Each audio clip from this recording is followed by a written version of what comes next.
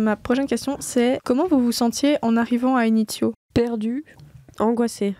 En fait, du coup, comme je parlais avant, j'ai passé 2 ans dans ma chambre sans voir personne. Donc, j'ai développé des grosses angoisses juste sur le monde en général. Pas que les personnes, juste le monde extérieur.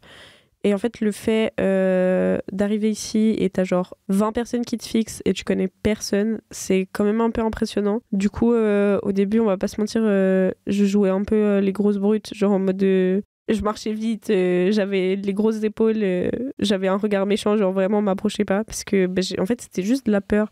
Apparemment, les gens pensaient que j'étais méchante, mais voilà, j'avais juste peur. Bref. Mais du coup, ouais, en vrai, c'était plus ça. Et puis, même avant mes angoisses, j'ai toujours été assez introvertie. Et c'est vrai que c'était un gros challenge pour moi, outre le fait de m'intégrer, juste de devoir resociabiliser avec des gens, parce que c'est quelque chose que j'avais plus connu depuis 2 ans. Donc, il y avait un peu des lacunes. Et puis, finalement, j'ai eu quelqu'un de très gentil qui m'a intégrée au groupe. Et du coup, c'est passé tout seul. Noah, toi, t'as dit perdu. Comme l'a dit Diane, on arrive et puis il y a tout le monde qui vous fixe. Donc c'est un peu impressionnant. Non mais je sais pas, tu sais, t'arrives, on t'embarque directement dans des projets, on t'explique tout d'un coup, alors que y a des gens qui ont de la peine à retenir quand on dit à l'oral ou comme ça. Donc oui, c'est assez impressionnant, puis tu te sens vite un peu à part. Toi, Anna, tu te sentais comment en arrivant ? La même chose, c'est un peu angoissant de se dire que c'est quelque chose qu'on connaît pas, auquel on va être intégré. Forcément, c'est nouveau, donc on stresse. Et puis, le fait, comme Diane l'a dit, que en fait, tu rentres, puis il y a tout le monde qui se retourne et « Ah, c'est qui ça ?» Puis t'es en mode « oui, bonjour !» Faut juste trouver les bonnes personnes. Juste que ça, c'est clair que ça aide. Vous m'avez intégré directement, vous m'avez... T'avais un super casque Marshall. Oui, c'est pour ça. J'ai 24 ans cette année, puis je me rends compte que je suis la plus âgée, genre de tous les jeunes, donc c'est clair que je suis un peu en mode qu'est-ce que je fous là en fait, enfin, c'est plus qu'est-ce que je fous là, mais aussi pourquoi je suis pas venue plus tôt aussi, pourquoi on m'a pas proposé en fait ça plutôt que de te laisser galérer en coiffure pendant 5 ans. Ouais, c'est ça. Donc c'est cool d'être intégré, mais c'est clair que c'est jamais facile au début, surtout quand tu connais personne. Ça c'est vraiment la chose qui m'angoisse le plus. Ouais, moi j'ai eu de la chance pour ça du coup parce que en arrivant je connaissais une personne qui après m'a fait rencontrer d'autres gens et du coup j'ai pu m'intégrer, pas très rapidement mais j'avais quand même déjà un petit contact et c'était un peu rassurant d'avoir une personne de référence. L'impression que si j'avais des questions à poser je pouvais aller vers lui ou des choses comme ça. Et après c'est vrai que c'est quand même très intimidant parce qu'il y a beaucoup de gens, il y a tout un fonctionnement qui est très spécifique à ici qu'on retrouve pas à d'autres endroits. Il faut comprendre un peu quel adulte a quel rôle, quelle salle sert à quoi, dans quelle salle t'as le droit d'aller, dans quelle salle t'as pas le droit d'aller. Retenir les noms de tout le monde.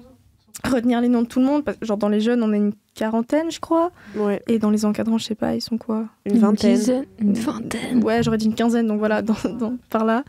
Et ça fait beaucoup d'infos à la fois et je pense qu'on est tous un peu anxieux sociaux, anxieux tout court et tout ça, c'est beaucoup. C'est pour ça qu'on est là. Mais après, personnellement aussi, j'ai l'impression que ma conseillère, en fait, je l'ai vue une fois et elle m'a proposé un peu... elle m'a dit, il y a 3 options, on va prendre celle-là. Elle m'a pas vraiment laissé le choix, elle m'a mis 3 options, puis elle a dit, ce serait mieux ça, et du coup, on va faire ça.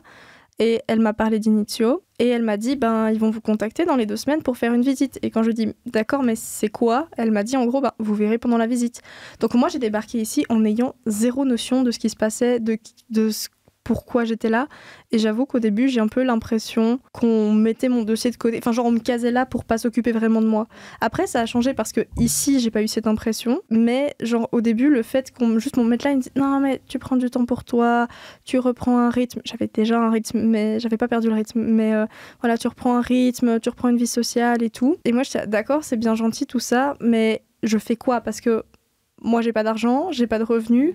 C'est pas comme si vous alliez m'en donner. Donc, c'est quoi la suite ? Moi, j'avais encore cette pression énorme de faire quelque chose et trouver ce que j'allais faire après et tout. J'étais pas dans une optique je voulais pas rester longtemps, en fait. On m'a mis là, j'ai dit c'est bien sympa, mais je me voyais pas rester plus de 3 mois, quoi.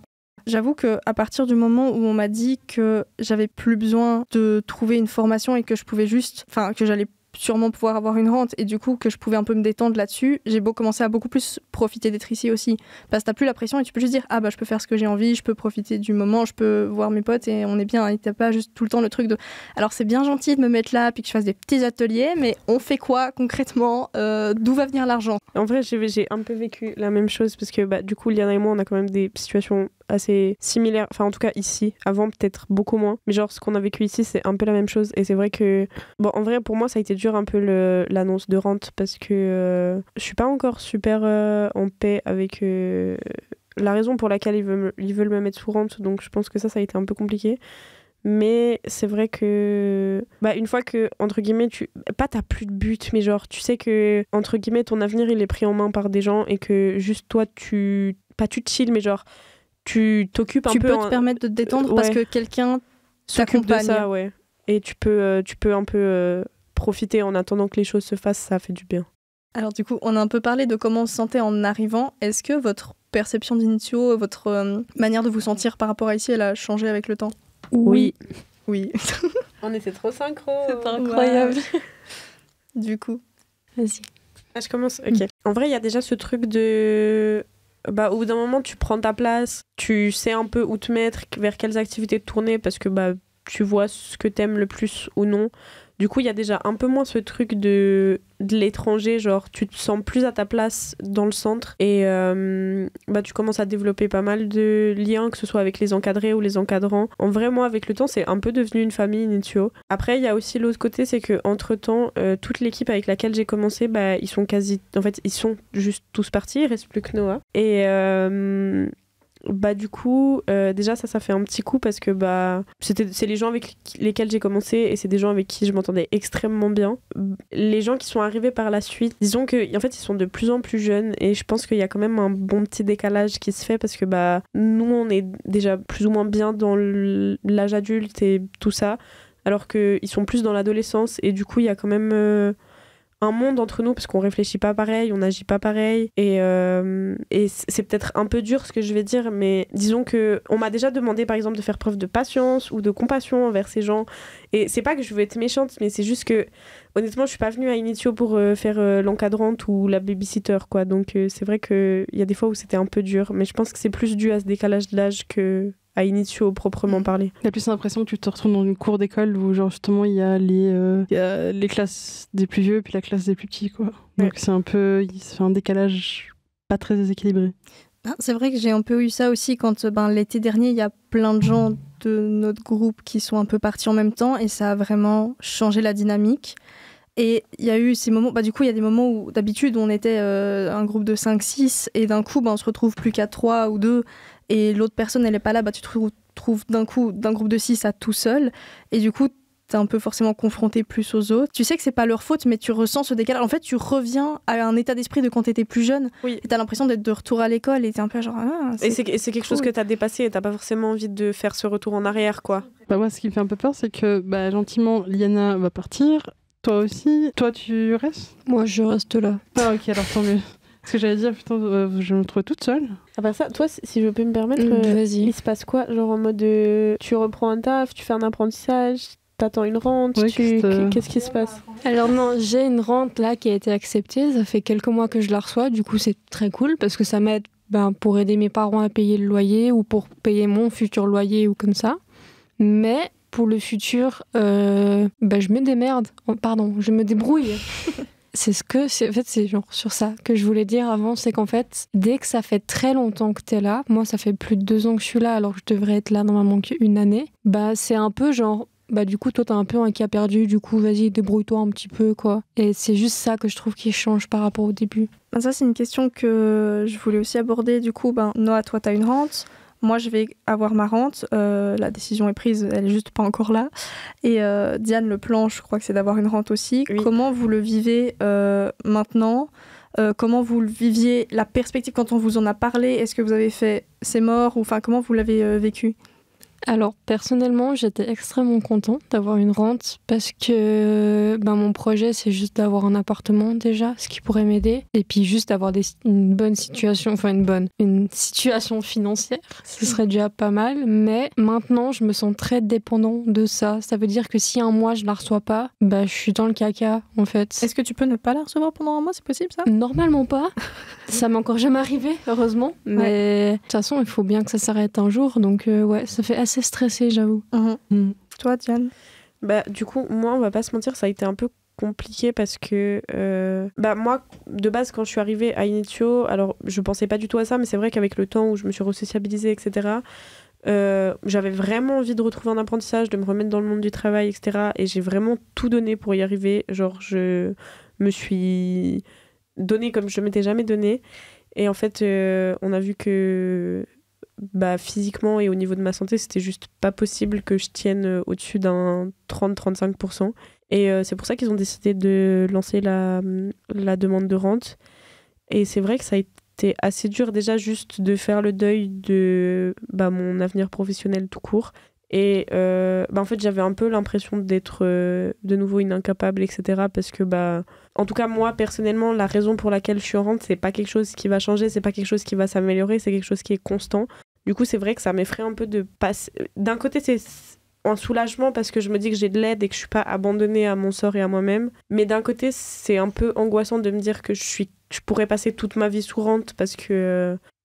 déjà ça baisse un peu mon estime de moi-même et surtout comme on en parlait avant, il te donne de quoi survivre et c'est vrai que t'es pas non plus au max à l'aise, mais c'était quand même un petit soulagement de pas savoir que j'étais toute seule et voilà. Et c'était quoi avant et maintenant que la rente elle est en train de... C'est ça la question? Ouais, si ça a changé avec le temps, peut-être ta perception a changé et tout. Oui, j'ai fini par accepter le truc parce que justement, comme j'ai dit, mon état, c'est pas quelque chose qui va changer en fait, donc il a bien fallu que je m'y fasse. Et c'est vrai qu'en vrai, je suis beaucoup plus chill là-dessus et j'ai un peu apaisé mes pensées, juste le fait que j'ai un petit peu peur au niveau de ce qu'ils vont me donner pour vivre parce que j'espère juste que j'aurai assez. Et en vrai, si je peux revenir sur ce que disait Noah avant sur le fait d'avoir ta rente à Initio, c'est vrai que... Après, je pense que c'est normal parce qu'ils s'occupent peut-être plus des gens qui sont en réinsertion parce que de base, Initio, c'est fait pour ça. Mais c'est vrai que t'as un peu l'impression d'être... d'un côté, t'es là, t'es chill, tu peux un peu faire tes projets comme tu veux, mais de l'autre, y a un peu ce côté délaissement et on s'occupe plus trop de toi. Enfin, t'es clairement plus la priorité ici, en fait.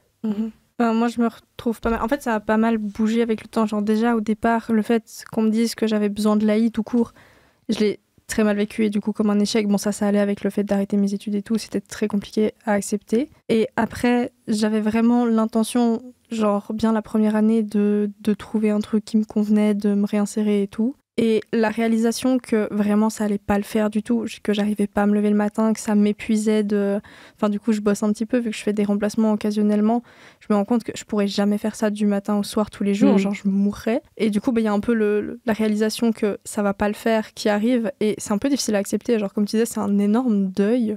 Et en plus genre chez moi aussi je sais, enfin chez moi c'est peut-être un petit peu moins catégorique que chez toi, mais j'ai quand même plusieurs handicaps physiques et mentaux et du coup ça risque de devenir compliqué, ça risque de pas s'améliorer en fait. Mais après on sait jamais, mais du coup il y a un peu cette perspective que c'est un cas perdu aussi et t'as vraiment, moi j'avais vraiment envie de faire des études, envie de travailler. J'adorais mes études au départ et quand j'ai dû les arrêter, c'était vraiment dur. Du coup, après, il y a quand même eu le soulagement de la fin de la pression de c'est bon, t'es pris en charge, quelqu'un va s'occuper de toi. Enfin, dans le sens, pas quelqu'un, mais genre, on te laisse pas dans la nature et t'auras cet argent et t'as pas cette pression constante de qu'est-ce que je vais faire, qu'est-ce que je vais devenir, est-ce que je vais finir en burn-out dans la rue. Et maintenant que... Alors, le soulagement est pas passé parce que je suis très contente d'avoir ça, mais dans 2 semaines, moi, je pars d'Initio et je vais me retrouver un petit peu seule chez moi d'un coup. Et j'avoue que ça fait très peur, cette perspective de pas avoir de... Enfin, il faut que je fasse attention, je sais, moi, à garder des objectifs personnels et des trucs comme ça, parce que j'ai un peu la crainte de me retrouver comme toi, quand t'avais rien, genre t'es seule chez toi, t'as pas d'objectif, tu sais pas pourquoi tu devrais te lever, donc tu te lèves pas. Tu perds le rythme, tous les jours sont les mêmes. Et puis, moi, je sais que ça m'arrive assez facilement si j'ai pas un truc vraiment... une raison de sortir de chez moi avec des projets. Et du coup, j'avoue que ça me fait un peu peur de juste me retrouver un peu livrée à moi-même, genre tiens, un peu d'argent pour survivre. Et maintenant, t'es plus le problème de personne. Et puis moi, entre le moment où j'ai déposé mon dossier à l'AI et je suis arrivée à Initio, j'avais vraiment cette impression d'être en dehors de la société. Les gens, ils demandent tu fais quoi? Ils demandent j'attends des nouvelles de l'AI. Donc t'es même pas à l'AI, t'attends des nouvelles de l'AI. T'es le pire déchet qui existe à ce moment-là, dans les yeux des gens. Mais vraiment, tout le monde a un rythme, tout le monde fait des trucs, les gens ils sont pas dispo pour te voir parce qu'ils ont un job et toi pas. Et du coup, tu te sens vraiment genre, je suis pas dans la société, je suis en dehors, je fais pas partie de la machine et je sais pas ce que je vais devenir. Et du coup, maintenant c'est un peu mitigé. Je suis contente d'avoir une rente et de plus avoir cette pression, mais en même temps, qui suis-je, que fais-je, qu'est-ce qui se passe maintenant? Mais c'est vrai que ce truc du fait que, entre guillemets, la rente, il y a peu de chances, disons, que ça s'améliore et que tu puisses te réinsérer vraiment dans la société, retrouver un travail, etc. C'est vrai que, genre, la monotonie de quand t'es chez toi, en fait, ça, c'est juste effrayant parce que, c'est ce que tu disais, en fait, t'as de l'argent pour survivre, mais il n'y a rien qui garantit que t'arrives à remplir tes journées. Et je pense que tu deviens vite une épave. Il n'y a plus beaucoup de sens, en fait, à ce que juste toute ta vie, ça devient de la survie, en fait, c'est tout, c'est juste la survie. C'est quand tu te retrouves entre quatre murs et déjà tu sors pas parce que des fois t'as de l'anxiété sociale ou autre, ou t'arrives juste pas tout court, c'est assez compliqué. Moi, je me suis retrouvée à rien faire parce que déjà, j'arrivais pas à sortir. Je voulais pas voir des personnes. Surtout quand t'as plus l'habitude, c'est encore pire. Donc c'est un peu un cercle vicieux de je fais rien, mais j'ai pas envie de faire quelque chose parce que j'ai pas l'énergie. Quand j'essaie quelque chose, j'y arrive pas. Et donc c'est très très démotivant. Moi qui me suis donné pendant 5 ans à la coiffure, puis au final ça jouait jamais, j'ai un peu la peine à faire mon deuil aussi de pas y arriver. Même si je sais que je peux couper les cheveux des gens, voilà, mais c'est vraiment le fait d'être initié à vraiment ce cadre d'entreprise, de se lever à 6h, 7h du matin, finir à des fois 20h le soir, rentrer à 21h. Enfin, c'est très fatigant très rapidement et vraiment je me suis rendu compte que même en un mois, je suis déjà en burn-out. C'est même pas parce que j'aime pas y aller au travail ou autre, c'est vraiment mentalement, c'est très pesant. Ah, ça me fait penser, est-ce que vous aussi, vous avez un peu une frustration de vous dire j'ai plein de compétences et je suis sûre que je pourrais faire quelque chose si le monde du travail pouvait un tout petit peu s'adapter à mon fonctionnement. Oui. Vraiment. Du coup, en fait, t'as un peu l'impression qu'on a sacrifié ton potentiel, genre juste parce que t'es pas pile dans ce qu'ils attendent de toi. Tu te retrouves dans cette situation où tu te sens comme un incapable et t'es à l'AI, alors qu'en fait, tu pourrais faire plein de trucs si juste on te donnait pas genre ce rôle dans ces heures, dans ce machin, genre vraiment hyper carré. S'ils élargissaient un peu le cadre, en vrai, je pense qu'on serait tous capables de grandes choses, oui, vraiment. Oui, bien sûr. Mais du coup, c'est super triste. Oui. Parce qu'on se retrouve dans cette situation où on se sent nul, on est limité dans ce qu'on peut faire. Alors qu'on n'est pas comme tout le monde. Ouais, mais c'est un peu... Enfin, c'est triste. Ah oui, c'est triste, on est très dommage. Après, j'ai l'impression aussi qu'il y a énormément de jugement. En tout cas, c'est comme ça que moi, je le ressens, mais de la part des personnes qui, elles, y arrivent à faire quelque chose dans leur vie, qui ont des projets, qui savent quoi faire plus tard, qui ont réussi dans beaucoup de choses. Tant mieux pour elles. Hyper contemporaine, mais que quand ça vient une personne qui soit a pas de projet parce que je sais pas, la personne est en dépression ou tout simplement elle peut pas parce qu'elle y arrive pas, puis c'est comme ça, que les gens disent souvent oui mais c'est pas si compliqué. T'as qu'à juste te lever, bosser, puis c'est bon. Mais les gens, je pense, ils se rendent pas compte, attention, mot-clé, de leurs privilèges. Genre, y a des gens, ils ont des parents qui les aiment, qui les ont soutenus, ils ont eu une situation financière stable quand ils étaient enfants, on les a emmenés chez le médecin quand ça allait pas. Et juste, quand t'as pas eu tout ça, c'est plus compliqué de prendre soin de toi-même, de savoir quand t'arrêter, de t'adapter. Enfin, je pense qu'on est tous un peu neurodivergents ici, donc ça nous prend plus d'énergie de juste fonctionner au quotidien pour des trucs de base. Et donc ça, quand t'as pas tous ces problèmes, tu te rends pas compte, ça te paraît normal, ça te paraît banal, mais c'est pas donné à tout le monde. Et ça, les gens qui ont jamais manqué de ces trucs-là, ils se rendent absolument pas compte. Non. Je pense que ça vient aussi une part de l'éducation, dans le sens où on s'est pas construit pareil. Enfin, je pense que je peux parler un peu au nom de tout le monde sur le fait qu'on n'a pas eu une cellule familiale et juste d'épanouissement très stable. Et du coup, on s'est développé par nous-mêmes et comme nous, on en avait envie, entre guillemets, enfin, comme on pouvait en fait s'en sortir. Alors que, par exemple, ces gens qui y arrivent très bien et qui disent, faut juste se lever, aller bosser et prendre sur toi. Je pense qu'il y en a qui ont eu des privilèges et je pense qu'il y en a aussi qui juste en fait s'autorisent pas le repos et juste se poussent continuellement. Alors, c'est très bien, peut-être qu'il y en a qui tiennent plus longtemps que d'autres et qu'il y en a qui tiendront 20, 30 ans. Mais je pense que ces gens, quand ils arrêteront de travailler, déjà, ils seront dans un état pas possible et ils se rendront compte que ils sont passés à côté de quelque chose et que juste ils ont pas assez pris soin d'eux, en fait. Ouais. Mais ça, c'est pas mal. La génération de nos parents en ont ce truc de tout le monde va mal, donc tu fermes ta gueule et tu fais. Tu baisses la tête et tu tires jusqu'à ce que ça craque. Ouais. Après, j'ai l'impression que ça finit toujours par... ça finit mal. Ça finit mal parce que tu finis soit par faire... En fait, la génération de nos parents, ils font tous des burn-out. Oui, ils finissent tous en burn-out et puis ils se rendent pas compte et puis ils veulent pas aller voir des psys et ils ont des addictions et genre juste en fait alors oui on leur a inculqué ça en fait tout le monde est en dépression, c'est difficile pour tout le monde donc juste tu fais, il y a pas autre chose, il y a pas d'autre solution, on peut rien améliorer donc tu fais et tu te tais et du coup ils nous l'ont un peu appris aussi mais genre je pense que le pire c'est les gens qui vont aussi mal que toi et qui te disent c'est difficile pour tout le monde donc arrête. Genre on est tous, tout le monde va mal. Enfin t'es pas spécial, c'est pas toi la victime. Genre c'est difficile pour tout le monde, ok. Pour les personnes normales, donc les neurotypiques, tant que t'es pas sur un lit d'hôpital au bord de la mort, genre. En vrai ça va. Non, genre vraiment ils sont en mode. Tant que tu sais marcher, tu marches.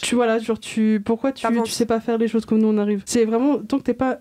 Alors je veux pas dégrader non plus, mais tant qu'ils te voient pas genre un handicap visuel, par exemple te voir sur une chaise roulante, là ils se disent ok là oui. Mais quand t'as un handicap est invisible, ils comprennent pas pourquoi, en fait, on n'arriverait pas à faire comme eux. Bon, du coup, on a déjà un peu répondu à mes questions d'après, qui est du coup, est-ce que, par rapport à votre rang, tout le fait que vous êtes à l'AI, on vous a quand même, de l'extérieur, donné l'impression d'être un poids et inutile, mais bon, ça, on a déjà un peu répondu. Oui, un petit peu beaucoup. Quand même, oui. Ouais. Est-ce que, du coup, vous vous sentez en dehors de la société à cause de ça ? Oui. Yes. Mais du coup, pour... redorer un peu le blason, faire semblant qu'en vrai on est utile. Vous faites quoi de vos journées ? C'est quoi vos projets, vos intérêts, vos passions ? Que faites-vous dans la vie, les gars ? J'adore me faire du thé et jouer avec mes chats. Et me poser devant la télé. T'es méga cute. Et jouer aux jeux de vidéo, voilà, c'est tout. Alors, c'est tout récent, mais du coup, je me suis trouvé une passion pour la moto et c'est vrai que ça m'a énormément aidée pour beaucoup de choses. Parce que déjà, ça m'a redonné l'envie de me lever, en fait, l'envie de faire quelque chose, d'avoir des objectifs. C'est la première fois que en fait je me fixe des objectifs entre guillemets aussi grands parce que c'est de l'argent, c'est du temps, c'est de l'apprentissage, etc. Et c'est vrai que c'est la première fois de toute ma vie que j'arrive à tenir autant mes engagements et autant sur le long terme. Donc c'est vrai que ça fait du bien et ça me redonne un peu confiance en moi. Ça me montre que je suis capable si j'ai vraiment envie. Et du coup voilà, je donne quasi tout mon temps là-dedans parce que j'ai trouvé mon truc. Noah, c'est quoi tes petites passions dans la vie à toi ? Je suis désolée, ça va pas être aussi joyeux que tout le monde, mais ouais, en ce moment, j'ai pas trop d'énergie à faire quelque chose. C'est très compliqué, le dessin, j'ai beaucoup abandonné. Mais oui, je passe énormément de temps avec mon chat parce que c'est mon petit bébé d'amour. En vrai, il faut de l'énergie et de la responsabilité pour s'occuper d'un petit chat. Oui. Et toi, Liana, c'est quoi tes intérêts dans la vie ? Moi, je fais du dessin. Et j'ai un chat aussi, il est très mignon. Et madame fait beaucoup de crochet et elle le fait très bien. C'est vrai, je fais du crochet, pas très bien. On a si elle le fait très bien, elle ment. Et elle n'a pas confiance en elle. Mais c'est une chef. Alors je fais du crochet. Je suis un très mauvais modèle photo pour ma pote. Je fais des podcasts, apparemment, puisqu'on est là. Oui, apparemment, oui. Et ça, c'est un truc que je compte continuer, du coup. Et puis, je fais de la natation aussi. Et je compte, si j'ai trop de temps et que je m'ennuie, m'investir un peu plus dans l'ASP près de chez moi pour aller promener des chiens et sociabiliser des chats. Et sinon, je fais encore, pour l'instant, je sais pas si je pourrais continuer, mais occasionnellement, des remplacements dans mon ancienne école. J'espère pouvoir développer encore des projets si je m'ennuie au fil du temps, rencontrant des gens cool, qui sera différent de mon professionnel, puisque je pourrais le faire à mon rythme, quand je veux, avec les gens que je veux, etc. Mais ouais, magnifique. Magnifique. Dernière petite question. Celle-là, elle peut être joyeuse ou pas joyeuse, comme vous voulez. Comment vous voyez votre avenir maintenant ? Pleure pas, Noah. Ouais. On est là. Écoute, pour l'instant, je dis bien pour l'instant, hein, rien n'est sûr. Pour l'instant, on est vivant. Et on a des chats et des chiens et des motos qu'on aime beaucoup. Non, mais écoute... C'est très compliqué de percevoir l'avenir dans ce monde, je dirais honnêtement, sans être un peu trop... Comment on dit ? Pessimiste. Voilà, pessimiste. Mais dans une société dans laquelle on vit, je trouve que c'est très compliqué de percevoir l'avenir. Oui, Surtout qu'on nous met la pression de alors tu te vois comment dans un an, dans 5 ans, famille, mari, les enfants. Non. Calmons-nous. Alors non et non. Alors déjà que je vis au jour le jour parce que j'ai pas de choix et que c'est très compliqué. Se projeter dans l'avenir maintenant c'est... Enfin, je sais même pas ce que je vais manger ce soir, donc me demande pas ce que je vais faire dans 10 ans, Michel. Alors, un peu la même chose, mais je pense qu'on a tous un peu arrêté de se projeter dans l'avenir parce qu'on a beaucoup trop fait et que ça nous a plus desservi qu'autre chose, en fait.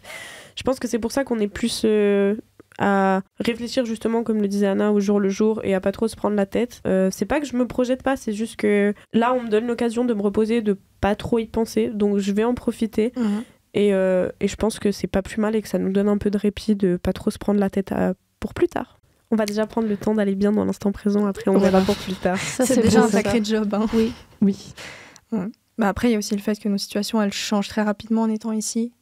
Ça bouge pas mal, genre les situations avec le social, l'AI, les réinsertions, les plus réinsertions dans le couple de formation, genre ça bouge tout le temps.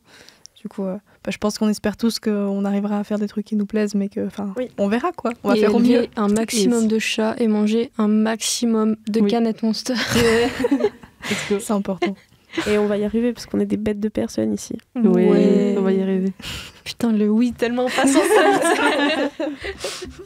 Est-ce qu'on peut faire un petit jingle de fin? Oui, fais un jingle de fin. Poupilou, pilou, pipi. Alors, pardon, mais c'était à moi de faire un jingle. Je pensais qu'on faisait tous une bande son. Ouais, et que ça donnait un jingle. Tipili polo polo parapapalou. Franchement, j'ai bien aimé là. Franchement, j'ai bien aimé.